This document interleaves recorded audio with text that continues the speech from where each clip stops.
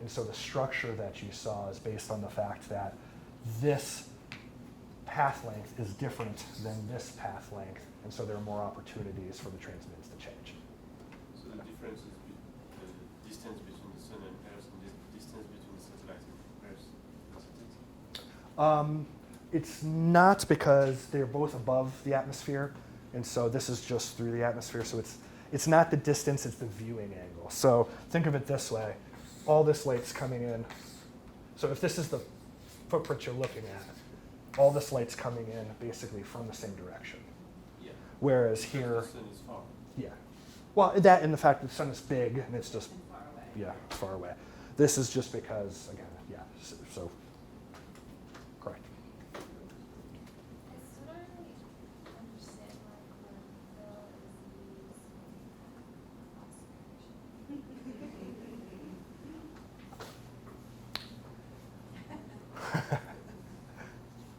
What's the piece? Yeah, in the BRDF correction, it's a matter of convenience.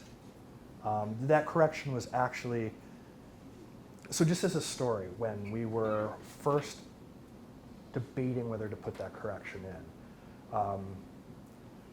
one guy in our lab was all for it because on a global scale it made MODIS and CWIFs look more together.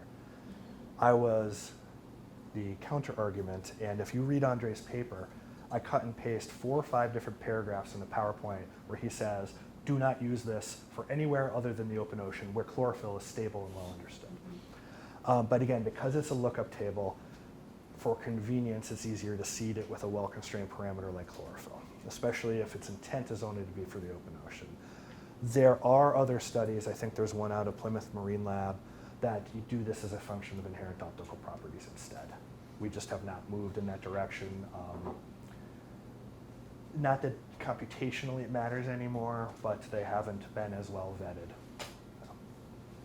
But it's an excellent observation that most of what we do here should be IOP driven and not chlorophyll driven. And I have a whole class of people who can contribute. So leave this place better than you found it. Steps. Yeah. Sure. On the small chance that there's one of you who feels like I didn't understand every single step of this, Slim to no chance. what happened was like 3 classes ago, I'm sitting in the back, and at the end of it, I think, I do not understand what's going on here. This is such a complicated business. So I ended up then making myself quite a test at NASA Goddard, saying, well, now, how is it that you really did this? You know, which step did you do first here, et cetera? And that's what led to this report thing that Jeremy showed you at the start. Because I wanted to get into one document. Here's what these guys actually do from step 1 to like step 17, at least as of July. Yeah, 2016.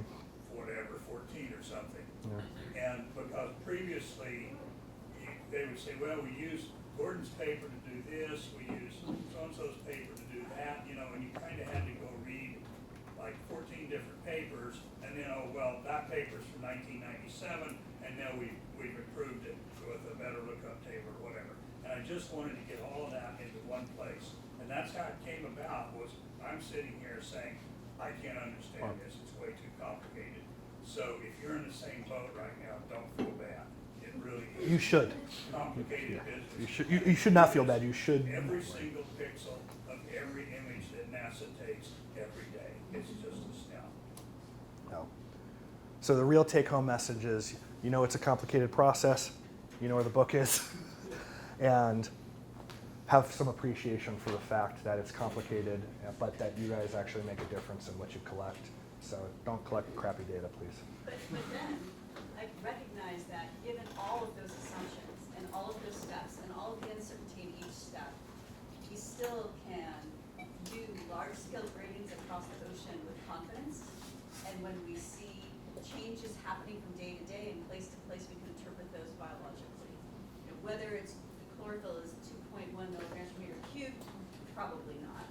But if you see a factor of 2 change in a gradient, you can be pretty confident that it's about a factor of 2 change. You just don't know what the absolute value is. And that being said, like, it's amazing what you can do with that. And all of this happens before your first calculation of a phytoplankton community structure. Right, So, exactly. yeah. It's Yeah. fantastic. So that should keep you up at night. All right, go have lunch, I guess, right? Noon lunch? Yeah, everybody would come back around 1:30.